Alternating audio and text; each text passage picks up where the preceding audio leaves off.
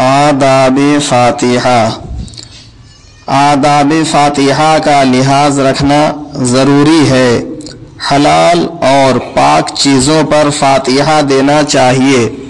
فاتحہ لوگوں کو دکھانے اور اپنی ناموری کی غرض سے نہ ہو، بلکہ خالص اللہ کے واسطے ہو۔ بہتر ہے کہ اپنے گھر میں فاتحہ کی چیزیں پکائی جائیں، کیونکہ گھر کی چیزوں میں احتیاط بہت زیادہ ہوتی ہے، اور اگر گھر میں نہ پکا سکے تو بدرجہ مجبوری کسی پرہیزگار مسلمان کی دکان سے خرید کر فاتحہ دلائیں، اور ایسی چیزوں پر فاتحہ دلائیں جو خود کو پسند ہو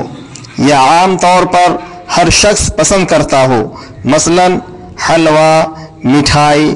کھیر اور وہ چیز جس میں شکر پڑی ہوئی ہو، کیونکہ حضور پر نور صلی اللہ تعالی علیہ وسلم نے فرمایا مومن میٹھے ہیں اور میٹھی چیزوں کو پسند کرتے ہیں، اور قرآن کریم میں فرمایا گیا ہے کہ ہرگز بھلائی کو نہیں پہنچ سکتے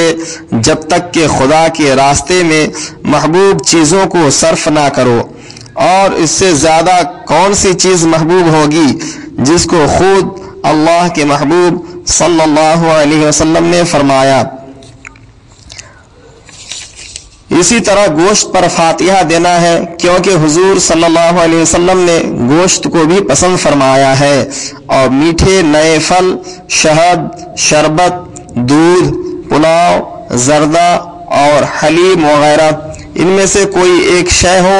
یا سب ہو، بلکہ اس شے کو مقدم کیا ہے جو اس کو پسند ہو، جس کی فاتحہ یا نذر کرنا مقصود ہے۔ جس جگہ فاتحہ دی جائے وہاں لوبان یا اگربتی بھی سلگائیں تو بہتر ہے۔